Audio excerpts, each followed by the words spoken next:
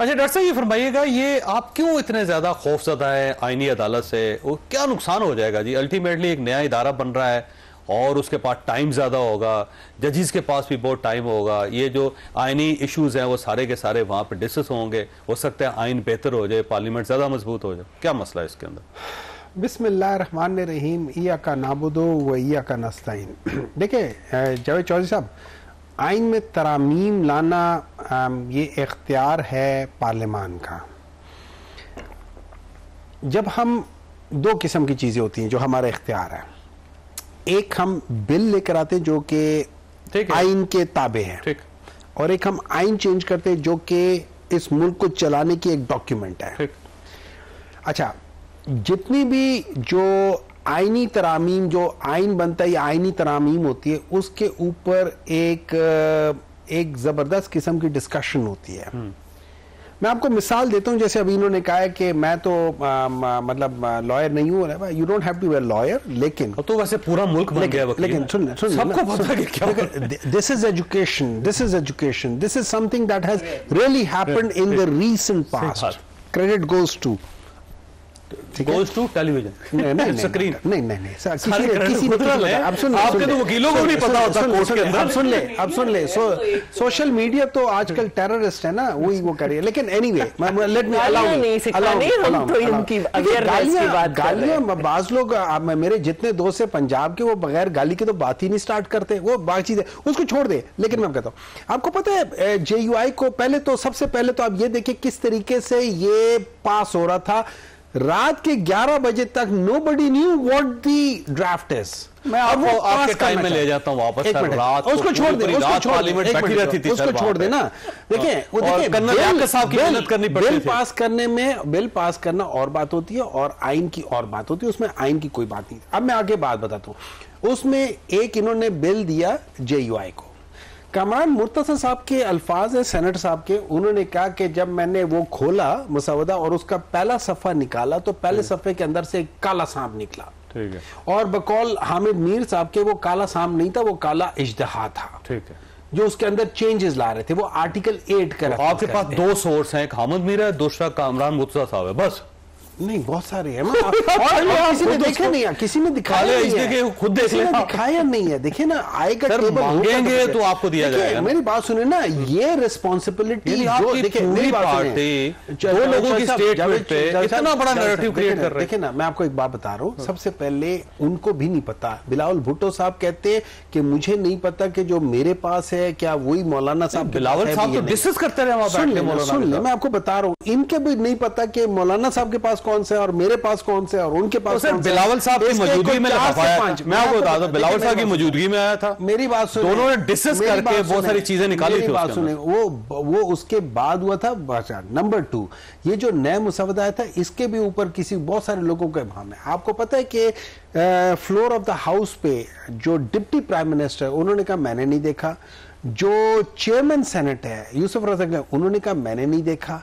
ये सारी चीजें जब आ रही होती है ना, इस किस्म की, मेरी बात सुने, देखिए कन्विंस वो जरूर करें, लेकिन बात ये कन्विंस करने की बजाय इसके ऊपर कम से कम 6 महीने, 18वीं तरमीम पे 1 साल लगा था। 2 गवाही डाल ली ना आपने। मैं तीसरी गवाही आपको दे देता हूँ। मैं कह देता हूँ नहीं, लिफाफे से मगरमच्छ निकला, चले आप इसको भी शामिल करने उसके साथ। नहीं, मैं सर पढ़ी उसको, गवर्नमेंट से डिमांड करें। मैं बता देता हूँ 8वीं तरमीम में, मैं बताता हूँ 8वीं तरमीम में क्या था। मैं बताता हूँ 8वीं तरमीम में क्या था। आप 8वीं तरमीम में लोगों की कस्टडी दे रहे थे विदाउट एनी क्वेश्चंस आस्क्ड। आप लोगों के फंडामेंटल राइट्स को टोटली वायलेट कर रहे थे। आप आर्टिकल, मैं बता रहा हूं ना, मुझे कामरान मुर्तज़ा साहब ने बताया ना, उन्होंने नहीं बताया। उन्होंने कहा डॉक्टर साहब अच्छा। नंबर 2, आर्टिकल 17 के अंदर भी चेंजेस ला रहे थे, फंडामेंटल राइट्स के अंदर चेंजेस ला रहे थे। ये वो चीजें हैं। देखिए ये कामरान मुर्तज़ा साहब की बातों को पाकिस्तान पीपल्स पार्टी नहीं मानती, नून लीग नहीं मानती, आधी JUI नहीं मानते। और आप इसके ऊपर यकीन 4 आर्टिकल आए जिसपे आर्टिकल नहीं, बहुत सारे। उसके अलावा मेरा एक सवाल उठता है, अगर बहुत अच्छी नीयत है और कॉन्स्टिट्यूशनल चेंजेस लाना चाहते हैं, हम उसको पार्लियामेंट में ले डाउन करके उसके ऊपर कोई 5-6 महीने बहस क्यों नहीं करते? मुझे ब्रेक लेने दे। आपका नुक्ता वैसे आपका ठीक है शाला साहबा, पॉइंट इनका 100% दुरुस्त है।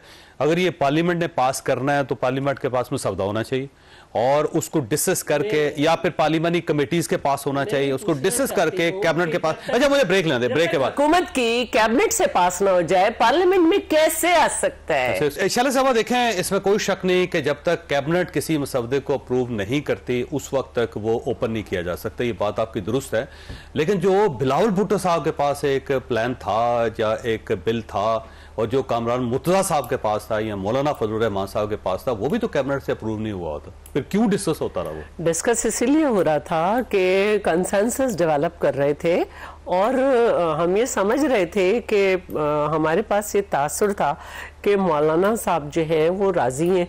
और जब ये बात हुई कि हमारे सामने ये बात आई कि इस तरह से मसला है, तो चेयरमैन ने खुद मूव किया। और मैं ये समझती हूँ कि अगर कहीं गलती हो रही थी तो मैं ये देख रही हूँ कि उसको सुधारने की भी बहुत बड़ी कोशिश हो रही है।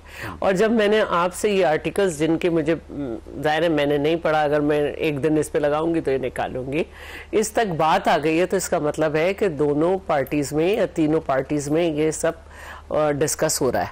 और लेकिन बड़ी माजरत के साथ के पर्सन स्पेसिफिक बनाने की कोशिश हुई, उसको भी बिल्कुल वाजे कर दिया चेयरमैन ने कि भाई हमें इससे कोई मसला ही नहीं है कि जस्टिस मंसूर होंगे या फाइज ईसा होंगे या कोई तीसरा होगा, और ये एक तरीक़ाकार होगा जिसको पार्लियामेंट पास करेगी।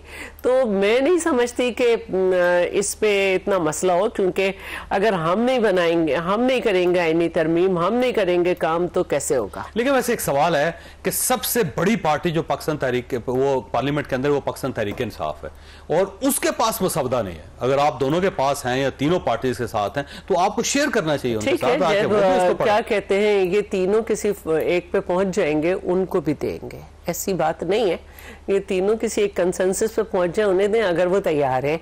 इसीलिए बिलावल भुट्टो साहब ने एक कमेटी बनवाई असेंबली में, ताकि हर चीज में हर एक का शेयर रहे। और यकीनन के देखें, जितना ज्यादा डिस्कशन में आएगा इतना अच्छा होगा। पहले जो है अपने दिमाग से सब ये निकाल दें कि ये पर्सन स्पेसिफिक है।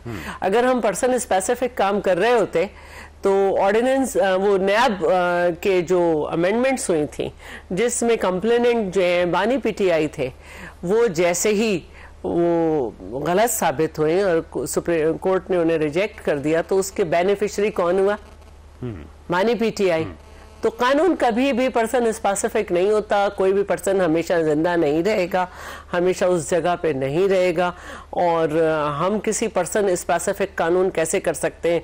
किसी को भी नहीं मालूम मौत की कौन सी घड़ी है, पलक झपकने की बात होती है। दरअसल ये जो आपने इन तरामीम के साथ काजी फाइज ईसा साहब को नथी कर दी है ना, आज बिलावल भुट्टो साहब ने कहा कि अपोजिशन जो है उसका एक ही डिमांड है कि आप जो मर्जी तरामीम कर ले, काजी फाइज ईसा साहब को सीट पर नहीं रहना चाहिए।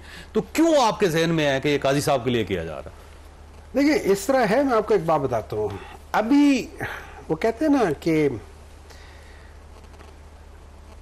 जो दूध का जला हुआ नहीं, जो जिनके पास समझ बूझ होती है वो चीजें पिकअप कर लेते हैं। अच्छा ठीक। अभी जब बातें हो रही थी तो इन्होंने कहा कि हमारा ख्याल था कि वो राजी हैं, तो अगर वो राजी होते तो एज इट इज वो पास हो जाता उस दिन। वो सारी चीजें जिसपे आज ये लोग कंसेंसस बनाने की कोशिश कर रहे हैं वो पास हो चुका होता। क्यों?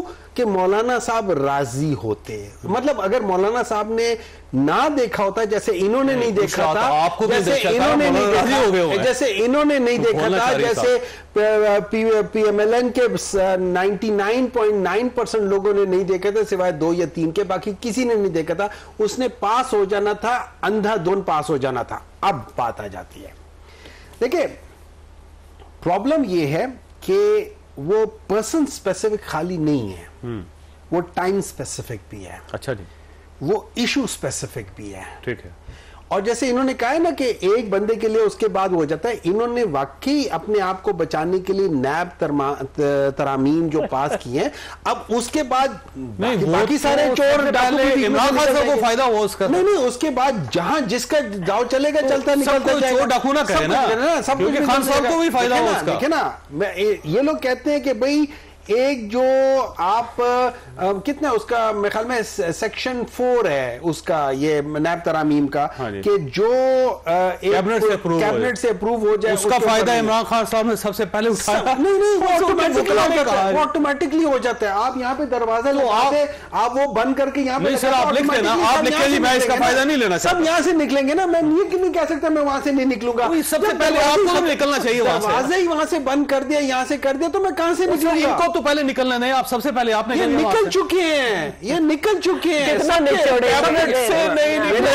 मुझे एक बात सवाल वाले साहब के ऊपर सारे केसेस बंद हो गए, बाकियों के ऊपर केसेस बंद हो गए, शहबाज शरीफ साहब के ऊपर सारे किया था कि कैबिनेट अप्रूव किया था। सबने देखे ना। देखिए मैं एक बात करना चाहती हूँ।